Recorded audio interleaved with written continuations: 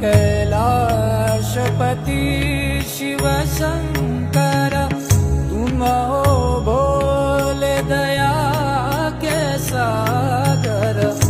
दूर करो सब दुख हमारे, दूर करो सब दुख हमारे। शंभो शंकर नमः शिवाय, गिरिजा शंकर नमः शिवाय। आदिदेव तुम नमः